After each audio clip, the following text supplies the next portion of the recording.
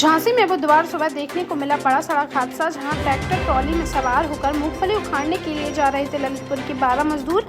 तभी गुरसराय थाना क्षेत्र अंतर्गत सरसेड़ा गांव के पास अचानक से अनियंत्रित होकर सड़क किनारे नाले में जाकर पलट गई ट्रैक्टर ट्रॉली, जिससे उसमें सवार पिता व उसके 2 बेटों समेत 3 लोगों की मौके पर ही हो गई दर्दनाक मौत, जबकि अन्य 8 लोग गंभीर रूप से हो गए घायल, जिन्हें प्राथमिक उपचार के बाद झांसी मेडिकल कॉलेज के लिए कर दिया गया रेफर। मामले की जाँच में जुटी पुलिस।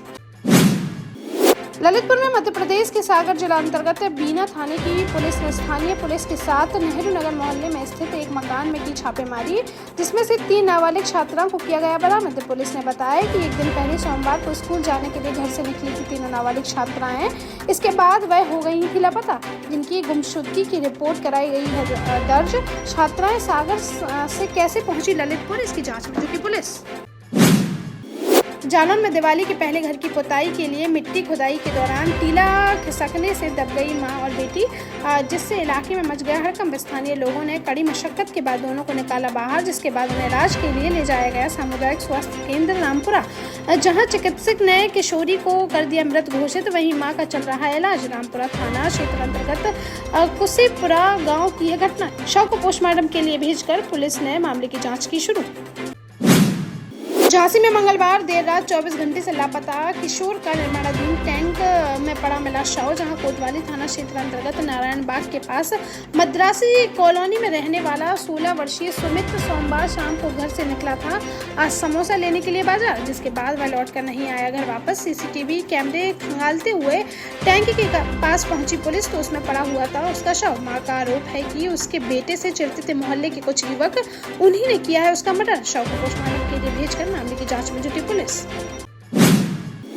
महुआ में एक माह पूर्व किसान से रिश्तेदार बनकर ठगी करने वाले 3 शातिर बदमाशों को पुलिस ने किया गिरफ्तार, जिनके पास से ठगी की रकम सहित 2 तमंचे, जिंदा कारतूस व बाइक की गई बरामद। बीते 15 सितंबर को अजनर कस्बा क्षेत्र में अपनी साइकिल से खेत पर जा रहा था किसान जबरा रैकवार। तभी रास्ते में बाइक सवार युवक पहुंचे उसके पास और उन्हें खुद का रिश्तेदार बताते हुए बैठा लिया बाइक पर। फिर उसकी जेब से 7,000 रुपए निकाल कर हो गए तेरा फुचक्कर। पुलिस ने तीनों के खिलाफ कार्रवाई करते हुए भेजा जेल। छतरपुर में नाबालिग के साथ बर्बरता का एक वीडियो सोशल मीडिया पर हो रहा वायरल, जिसमें 4 युवक एक नाबालिग लड़के की पहले बेरहमी से करते हैं पिटाई, फिर उससे चटवाते हैं अपने जूते। इसका वीडियो बनाकर आरोपियों ने अपनी सोशल मीडिया पर कर दिया अपलोड। मूर्ति विसर्जन में अश्लील गाना बजाने से मना करने पर दबंगों ने इस घटना को दे डाला अंजाम। सिविल लाइन थाना क्षेत्र अंतर्गत छत्रसाल नगर का बताया जा रहा है मामला। पुलिस ने 4 लोगों के खिलाफ केस दर्ज कर उनकी तलाश की शुरू। टीकमगढ़ की नगर परिषद बलदेवगढ़ के पार्षदों ने सीएमओ के खिलाफ खोल दिया मोर्चा, जहां पार्षदों का आरोप है कि सीएमओ अरविंद तिवारी जिला मुख्यालय पर नहीं रहते, सप्ताह में आते हैं सिर्फ 1-2 बार ही, जिससे नगर के विकास कार्य हो रहे हैं प्रभावित। बुधवार को पार्षदों ने एसडीएम से की मामले की शिकायत, जिस पर एसडीएम ने सीएमओ को नियमित रूप से कार्यालय में उपस्थित रहने के दिए निर्देश, ताकि जनप्रतिनिधियों और आम लोगों को समस्या का न करना पड़े सामना। झांसी में एक युवक की करंट लगने से हो गई मौत, जहां रक्षा थाना क्षेत्र अंतर्गत बछौनी गांव में मूंगफली उखाड़ने के लिए खेत पर पहुंचा था 40 वर्षीय एक किसान राकेश वंशकार। तभी वहां बिजली के तार से उसके लग गया करंट, जिससे उसकी मौके पर ही हो गई दर्दनाक मौत। वहीं इस घटना से परिवार में मच गया कोहराम। पुलिस ने शव को पोस्टमार्टम के लिए भेजकर मामले की जाँच की शुरू।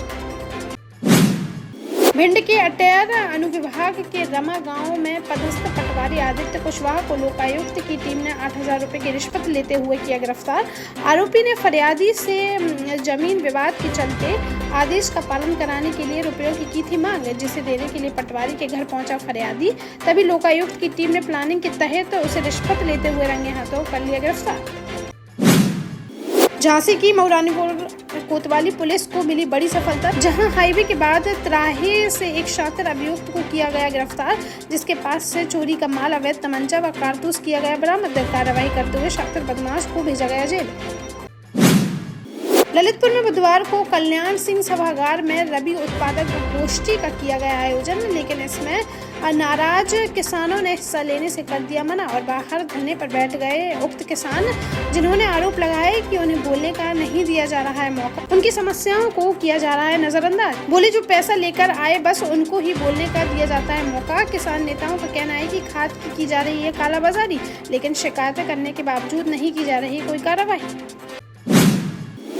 झांसी मंडल के कमिश्नर विमल दुबे ने बुधवार को जालौन की कालपी तहसील का किया दौरा और सभी विभागों का किया निरीक्षण। इस दौरान उन्हें एक कोटेदार की मिली शिकायत, जिसके बाद उन्होंने उसका कोटा निलंबित करते हुए कड़ी कार्रवाई करने के दिए निर्देश। साथ ही उन्होंने अधिकारियों को यह सुनिश्चित करने के लिए कहा कि सभी लाभार्थियों को सरकार की योजनाओं का मिले पूरा लाभ और किसी को भी ना हो किसी तरह की परेशानी।